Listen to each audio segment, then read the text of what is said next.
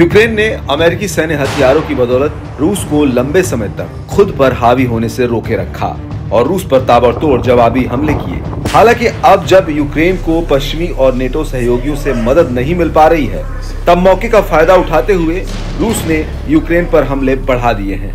रूस अपने हमलों में चुन चुनकर उन अमेरिकी हथियारों को निशाना बना रहा है जो अमेरिका ने यूक्रेन को युद्ध के लिए दिए थे। हाल ही में रूस के डोनबास में यूक्रेनी मल्टीपल रॉकेट हिमार्स को नष्ट करने की खबरें सामने आई थी। इस हमले की स्पष्ट फुटेज भी सामने आई थी। रूस ने जिस हिमार्स रॉकेट को निशाना बनाया उसे रूस के टॉर्नेडो एस के टक्कर का माना जाता है। अब रूसी रक्षा मंत्रालय ने कहा है कि रूसी सेना ने रूस के डोनबास में अमेरिका द्वारा यूक्रेन को भेजे गए एक और M1 अब्राम्स टैंक को नष्ट कर दिया है। हाल के दिनों में रूस द्वारा नष्ट किया गया इस प्रकार का ये तीसरा वाहन है। अधिकारियों ने कहा कि टैंक को T-72B3 के चालक दल ने एक ही बार में नष्ट कर दिया।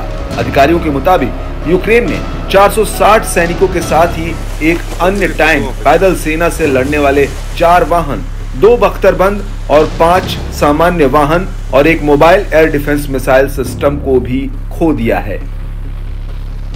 रूस द्वारा अमेरिका निर्मित टैंक पर हमले का फुटेज भी शेयर किया गया है। डोनबास मोर्चे पर अब्राम्स टैंक को पहली बार फरवरी के अंत में देखा गया था।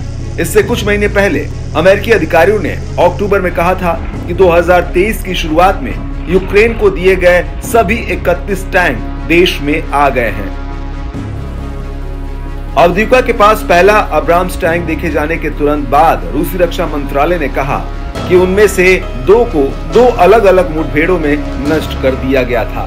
कहा गया कि पहले को कामिकेज ड्रोन और एंटी टैंक ग्रेनेड लॉन्चर द्वारा मार गिराया गया था और दूसरे को नष्ट करने के लिए पहले उसे एंटी टैंक प्रोजेक्टाइल द्वारा स्थिर किया गया और फिर एक सैन्य टुकड़ी द्वारा समाप्त कर दिया गया।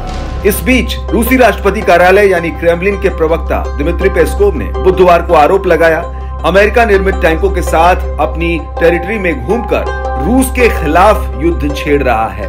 उन्होंने ये भी कहा कि ये केवल कुछ समय तक ही चलेगा और जल्द ही वे टैंक भी जल जाएंगे। पेस्कोव ने यह भी कहा कि उन्हें यकीन है कि अगर यूक्रेन को अमेरिकी F-16 लड़ाकू विमान मिलते हैं जो कि इस साल के अंत तक आ सकते हैं, तो उन्हें भी रूसी सेना नष्ट कर देगी। हालांकि यूक्रेन को इस समय अमेरिकी मदद की सख्त जरूरत है, लेकिन अमेरिका के रिपब्लिकन सांसदों के विरोध के चलते यूक्रेन को मिलने वाला फंड रुका हुआ है। इस फंड के रुकने से यूक्रेन की हालत लगातार कमजोर हो रही है और वो बैकफुट पर है।